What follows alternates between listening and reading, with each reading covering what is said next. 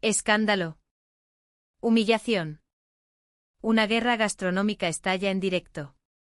Estas palabras, que resonaron en toda Francia una noche fatídica, no eran el titular de un conflicto bélico, sino el eco de una afrenta lanzada en el corazón de la cultura culinaria mundial.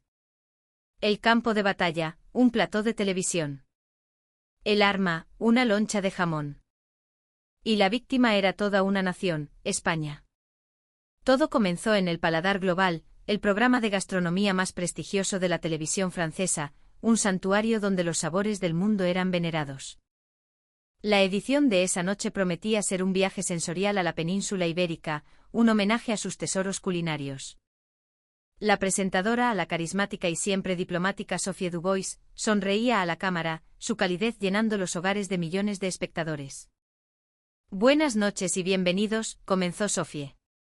Hoy nos embarcamos en un viaje a la soleada España para descubrir una de las joyas de su corona gastronómica, el legendario jamón ibérico. En la pantalla gigante tras ella apareció una imagen sublime, una pata de jamón de un profundo color caoba, veteada de nácar, con una loncha recién cortada, tan fina que casi era traslúcida, brillando bajo los focos. Un murmullo de admiración recorrió el público en el plató.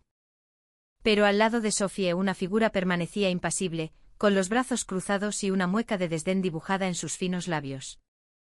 Era Jean-Pierre Leclerc, el crítico gastronómico más temido y respetado de Francia, un hombre cuya palabra podía encumbrar un restaurante a la gloria o hundirlo en el olvido. Su rostro, habitualmente una máscara de estudiada neutralidad, hoy destilaba un aire de superioridad casi insultante. Apenas habían pasado 10 segundos de programa cuando Leclerc, sin esperar a que Sophie terminara su introducción, interrumpió con acento con una voz cortante como el hielo. «Una joya, dice usted. Por favor, seamos serios». El plató quedó en un silencio sepulcral. Sophie parpadeó, sorprendida. «Lo que estamos viendo», continuó Leclerc, señalando la pantalla con un gesto displicente, «no es más que una burda y salada imitación de nuestro jambón de Bayonne. O en el mejor de los casos, un intento fallido de emular la sutileza del prosciutto di Parma italiano. ¿Originalidad española? No me hagan reír». La frase cayó como una bomba. En el estudio el aire se podía cortar con un cuchillo. En las redes sociales, un tsunami de indignación y apoyo comenzó a formarse. Era el jamón ibérico, el alma de la gastronomía española, un tesoro forjado por siglos de tradición, simplemente un plagio. ¿Una copia barata de las glorias de Francia o Italia? Leclerc, saboreando el impacto de sus palabras, se inclinó hacia el micrófono. La técnica de curar la carne hasta alcanzar la perfección es un arte que los franceses dominamos. Los españoles simplemente tomaron nuestra técnica, le añadieron un exceso de sal y tiempo, y lo llamaron tradición. Es un plagio. ¡Qué vergüenza para España! La tensión era insoportable. Sophie, desesperada, intentó mediar. Pero, señor Leclerc, ¿no cree que las culturas se influyen mutuamente? Quizás el jamón ibérico no es una copia, sino una evolución única, adaptada a su propio terruño, a su propio clima. Evolución. ¡Qué palabra tan generosa!, se burló él. Llamemos a las cosas por su nombre, es un robo. Se apropiaron de un concepto francés y ahora lo venden como si fuera un tesoro nacional. Es un insulto a nuestra cultura. El debate se encendió. Otros invitados intentaron argumentar, pero Leclerc era una fortaleza inexpugnable. «Escuchen», exclamó poniéndose en pie. «La cocina francesa es arte. Aplicar nuestras sagradas técnicas a lo que en esencia es comida de taberna es una profanación». La indignación en España fue instantánea. Millones de personas, desde abuelos en pueblos remotos de Extremadura hasta chefs con estrellas Michelin en Barcelona, sintieron la ofensa como una bofetada personal. La sangre les hervía. ¿Cómo se atrevía aquel francés arrogante a mancillar un símbolo tan sagrado? Viendo que el programa se dirigía a un desastre sin retorno, Sophie jugó su última carta. «Bueno, ya que hay tanto debate», dijo con una sonrisa forzada, «quizás deberíamos ver con nuestros propios ojos cómo se hace este plagio». Conectamos en directo con nuestra corresponsal en España, que se ha adentrado en el corazón del misterio del jamón ibérico. Y así, la imagen del tenso estudio parisino dio paso a un paisaje bañado por una luz dorada. La cámara se abrió para revelar una extensión infinita de colinas suaves, salpicadas de encinas centenarias. El aire parecía vibrar con una paz ancestral. Bonjour, París. Saludos desde la dehesa de Extremadura, dijo una voz vibrante. Era Clara Vega, una joven periodista española. Me encuentro en el santuario del cerdo ibérico, el lugar donde nace la leyenda. ¿Es el jamón una copia? Hoy, vamos a descubrir la verdad. Clara caminaba entre las encinas y a su alrededor, una piara de cerdos negros, elegantes y musculosos, ozaban tranquilamente la tierra. Estos no son cerdos cualquiera, explicó acariciando el lomo de uno de ellos. Son cerdos de raza ibérica pura, los famosos pata negra. Y durante los meses de la montanera, su dieta consiste exclusivamente en esto. Se agachó y recogió una bellota. Bellotas. Miles y miles de bellotas, que les proporcionan esa grasa infiltrada que se derretirá en la boca y un sabor a frutos secos absolutamente único. ¿Les suena esto a algo que hayan visto en Francia? La cámara la siguió hasta una imponente casona de piedra, un asekadero tradicional. Allí la esperaba don Ricardo, un maestro jamonero de tercera generación, un hombre de manos curtidas y mirada sabia. El aroma que emanaba del edificio era abrumador, una mezcla compleja de sal, carne curada y tiempo. Bienvenidos a mi bodega, dijo don Ricardo con una voz grave y serena. Aquí es donde ocurre la magia. Clara y don Ricardo entraron en una vasta sala en penumbra, donde cientos de jamones colgaban del techo como estalactitas de un templo gastronómico. El proceso no es solo salar y esperar, como insinúa nuestro amigo francés, explicó don Ricardo con una sonrisa socarrona. Es un ritual que dura años. Primero la salazón, donde las piezas se entierran en sal marina del Atlántico, el tiempo justo para que penetre y comience la deshidratación. Señaló una pila de jamones cubiertos de sal. Luego el asentamiento, donde la sal se distribuye uniformemente. Pero el verdadero secreto está aquí, dijo abriendo una pequeña ventana de madera. El secado y la maduración. Usamos el aire puro de la sierra. Abrimos y cerramos las ventanas siguiendo los dictados del viento, la temperatura, la humedad. Es una conversación diaria con la naturaleza que puede durar entre 2 y 4 años. No hay máquinas, solo paciencia y el saber hacer de generaciones. Finalmente don Ricardo tomó una larga y fina aguja de hueso de caballo, la cala. Con un gesto de cirujano, la introdujo en 3 puntos clave del jamón y la acercó a su nariz. La cala nos lo dice todo. El aroma debe ser profundo, complejo, con notas de bodega, de frutos secos, de campo. Es el examen final. Solo los que lo aprueban pueden llevar mi nombre. Clara observaba, fascinada. Esto no es una técnica de cocina, don Ricardo. Esto es una forma de arte. Es una forma de vida, corrigió él. Ahora, por favor, pruebe. Con una destreza hipnótica, don Ricardo comenzó a cortar lonchas con un cuchillo largo y flexible. Las lascas eran tan finas que se podía ver a través de ellas, de un rojo rubí intenso, veteadas de una grasa blanca y rosácea que empezaba a sudar a temperatura ambiente. Colocó una loncha en un plato y se la ofreció a Clara. Ella la tomó con los dedos y la llevó a su boca. Cerró los ojos. Su expresión pasó de la expectación al éxtasis puro. Dios mío, susurró. No. No es solo salado. Es dulce, es umami, es. Sabe a la dehesa, a las bellotas. ¿Y la grasa? Se deshace en la lengua como mantequilla. No hay nada, absolutamente nada en el mundo que sepa así. Miró directamente a la cámara, con una convicción feroz en sus ojos. París, ¿estáis viendo esto?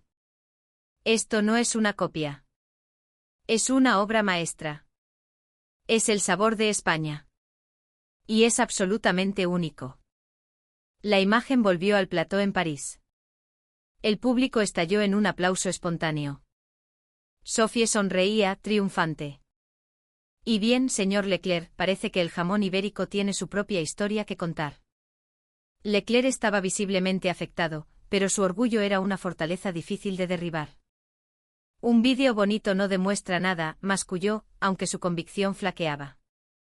Lo imaginábamos, dijo Sophie con un brillo en los ojos.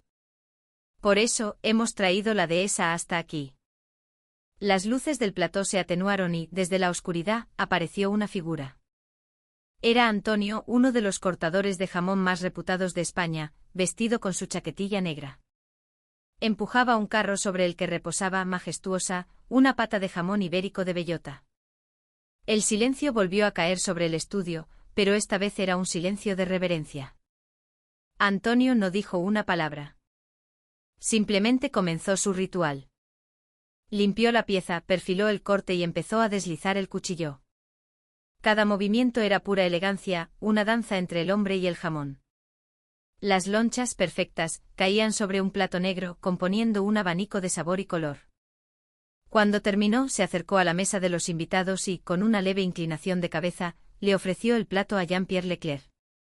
Adelante, señor Leclerc. Pruébelo, le retó Sophie con amabilidad. Leclerc miró el plato como si contuviera veneno. Murmurando para sí mismo, imposible que supere a un buen jambón de Bayonne, tomó una loncha con desgana y se la llevó a la boca. El tiempo se detuvo. La expresión de Jean-Pierre Leclerc se transformó. Sus ojos se abrieron como platos. Su mandíbula, antes apretada con arrogancia, se aflojó por la sorpresa. Masticó lentamente 1, 2, 3 veces. Se pudo ver el momento exacto en que la grasa se fundió en su paladar, liberando una sinfonía de sabores que su educado cerebro de crítico no podía procesar. Era la tierra, el sol, la bellota, los años de paciente espera. Todo en una sola loncha. ¿Qué? ¿Qué es esto?, balbuceó con la mirada perdida. Tomó otra loncha. Y otra. El gesto ya no era el de un crítico analizando un producto, sino el de un hombre experimentando una revelación. Su arrogancia se desvaneció, reemplazada por una expresión de asombro infantil. Finalmente, tras devorar media ración, dejó los cubiertos, bajó la cabeza y limpió el plato hasta no dejar ni rastro. Todo el mundo lo observaba, conteniendo la respiración. Levantó la vista, sus ojos encontrándose con los de Sophie. Quizás, dijo en un susurro que fue amplificado por el micrófono, quizás no sea solo una imitación. Quizás sea algo completamente distinto. Una creación desarrollada por los españoles con su propia filosofía y su propia técnica. Un trueno de aplausos hizo temblar el estudio. Leclerc, por primera vez en su carrera, sonrió tímidamente y asintió, derrotado y al mismo tiempo iluminado. La acusación de plagio había sido pulverizada en directo. El honor de España estaba a salvo. La repercusión fue inmediata y masiva. Al día siguiente el hashtag jamón ibérico se convirtió en tendencia mundial. Las tiendas gourmet de París se vieron asaltadas por clientes que preguntaban por el jamón del programa. Los bares de tapas españoles de toda Francia colgaron el cartel de completo. Los supermercados que vendían productos asiáticos se vieron desconcertados por gente que preguntaba, ¿tienen el jamón español ese? La demanda se disparó de tal manera que las aerolíneas informaron de un aumento sin precedentes de turistas franceses que volaban a España con un único objetivo, hacer la ruta del jamón. Pero cuando la marea de la jamonmanía parecía haber alcanzado su cenit, llegó una noticia aún más increíble, una que sacudió los cimientos de la geopolítica y la gastronomía por igual. Un comunicado oficial anunció, el alto mando de la OTAN, tras una serie de estudios sobre nutrición, rendimiento y moral de las tropas en condiciones de combate, ha decidido incorporar oficialmente la dieta mediterránea en sus raciones de campaña, MRS. El producto estrella de esta nueva iniciativa será una ración de alta energía basada en jamón ibérico de bellota. La noticia cayó como un meteorito. El jamón ibérico como comida para soldados. ¿Era una broma? Las redes ardieron. ¿Jamón para los soldados? ¡Qué locura! ¿De verdad la OTAN va a usar comida española? En medio de la controversia, una voz se alzó con furia. Era Jean-Pierre Leclerc. Admito que el jamón está delicioso, pero esto es un sacrilegio, declaró en una entrevista urgente. La ración de combate es un símbolo de la cultura y el honor de una nación. Vamos a sustituir el cassoulet o el bœuf bourguignon por tapas españolas. Es una humillación para la Grandeur de Francia. Los oficiales de la OTAN explicaron con calma sus motivos. El jamón era una fuente increíble de proteínas de alta calidad, sus grasas monoinsaturadas eran saludables, aportaba una enorme cantidad de energía, se conservaba perfectamente y, lo más importante, su sabor elevaba la moral de las tropas de una manera que ninguna lata de estofado había conseguido jamás. Si necesitan comida equilibrada, que elijan una ratatouille, insistía Leclerc, fuera de sí. Alimentar a nuestros valientes soldados con comida de campesinos españoles es una afrenta a nuestro honor. Esto es una crisis de seguridad nacional. ¿Se han vuelto todos locos? Su campaña fue feroz. En debates televisivos y columnas de opinión, clamaba contra la invasión española de los cuarteles. El país se dividió entre los jamonistas y los tradicionalistas. La polémica llegó a tal punto que se decidió organizar una prueba definitiva, una batalla final. El escenario fue un gran campo de maniobras de la OTAN. De un lado, Leclerc y un equipo de chefs militares franceses presentaron la ración tradicional, un menú completo con paté bœuf bourguignon enlatado, queso camembert y una baguette. Del otro, el departamento de logística de la OTAN presentó su nueva propuesta, un paquete compacto que contenía jamón ibérico de bellota envasado al vacío, picos de pan con aceite de oliva virgen extra, y un concentrado de gazpacho. Las reglas eran sencillas, un batallón de soldados, tras una agotadora jornada de ejercicios, probaría ambos menús y votaría. Los soldados, exhaustos y hambrientos, probaron primero la ración francesa. Está bueno como siempre, dijo un sargento, pero es pesado. Después de esto me apetece una siesta, no volver al combate. Tardas mucho en prepararlo y al final te sientes hinchado, comentó una joven soldado. Luego, probaron la ración española. La reacción fue unánime. Madre mía, esto es increíble, exclamó un capitán abriendo el paquete de jamón. La fatiga se ha ido de golpe. La combinación del pan crujiente con el jamón es perfecta. Es rápido, es fácil y está tan bueno que me siento como si estuviera en una terraza en Sevilla, no en este barrizal. Mi voto es para el jamón, sin duda. El resultado fue una victoria aplastante para el jamón ibérico. Leclerc se quedó mudo pálido, viendo cómo los soldados franceses, alemanes, americanos y británicos vitoreaban a España. Su derrota fue total y absoluta. La noticia dio la vuelta al mundo. El jamón, que había sido despreciado en un plató de televisión, ahora era el combustible de la alianza militar más poderosa del planeta. En los supermercados de lujo de París, apareció un nuevo producto gourmet, la ración del soldado, un kit con jamón ibérico y picos que se agotó en cuestión de días. En las redes, los comentarios eran de pura admiración, nunca pensé que la gastronomía española acabaría sosteniendo a los ejércitos del mundo. Pero aún quedaba un hombre que no podía aceptar la situación. Jean-Pierre Leclerc. Humillado pero con una nueva chispa de curiosidad en su interior, tomó una decisión. Admito su sabor, sí, dijo en una última entrevista. Pero, ¿cuál es la verdadera profundidad de la cultura gastronómica española? Es todo tan bueno. Tengo que ir allí. Tengo que verlo con mis propios ojos. Y así el crítico más arrogante de Francia hizo las maletas y voló a España, en una peregrinación para entender el alma de su conquistador. Aterrizó en Madrid y su primera impresión fue de sorpresa. Más limpio de lo que imaginaba.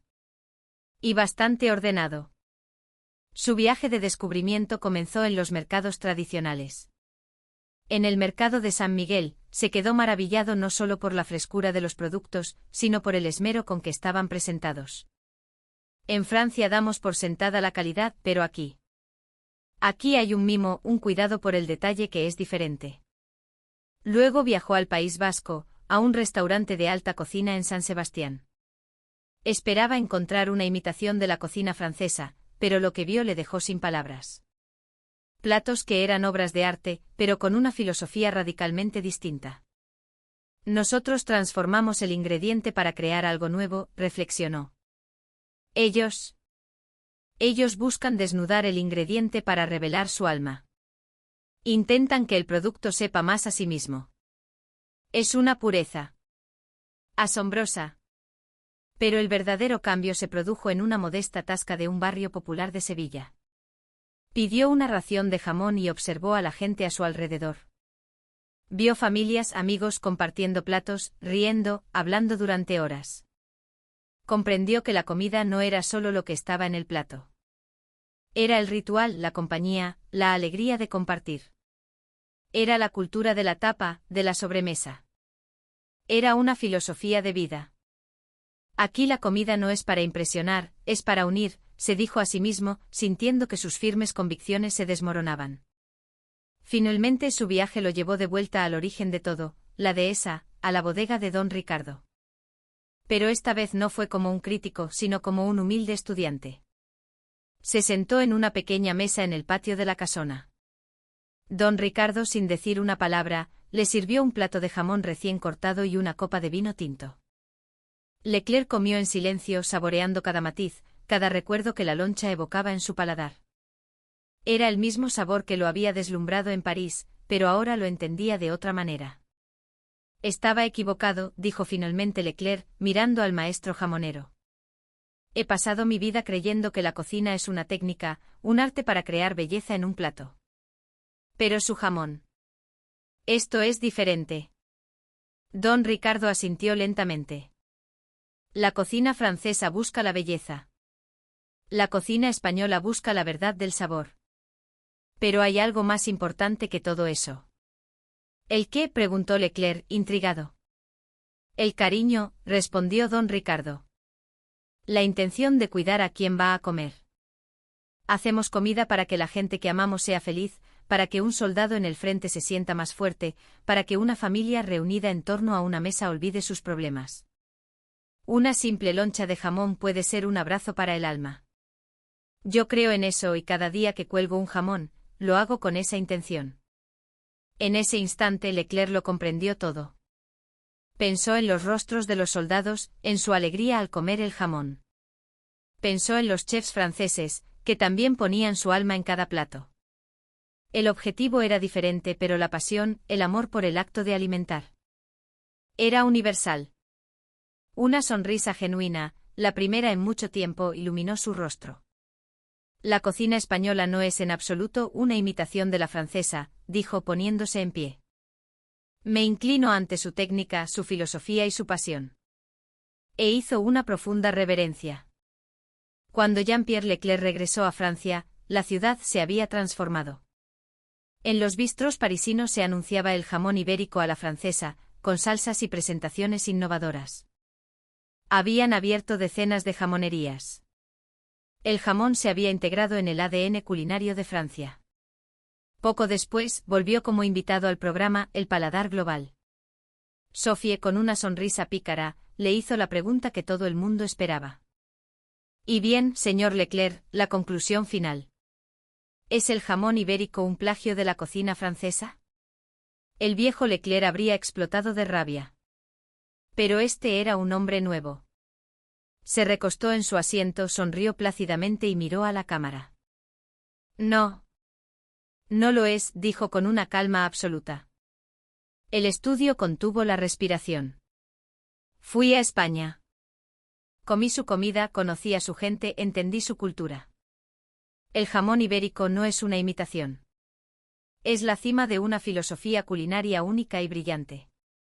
He creído toda mi vida que la cocina francesa era la mejor del mundo. Pero era porque mi mundo era demasiado pequeño. Terminó su intervención con una frase que se hizo célebre en todo el país: la buena comida no tiene nacionalidad. No tiene fronteras. Solo tiene corazón. La historia de cómo el jamón ibérico conquistó al crítico más feroz de Francia y a los ejércitos de Occidente se convirtió en una leyenda. Ya no era solo una historia sobre comida, sino sobre cómo un tesoro nacional, nacido de la tierra, la paciencia y el cariño, pudo derribar los muros del prejuicio y unir al mundo, una deliciosa loncha a la vez. El jamón de España ya no le pertenecía solo a España, era un patrimonio de la humanidad.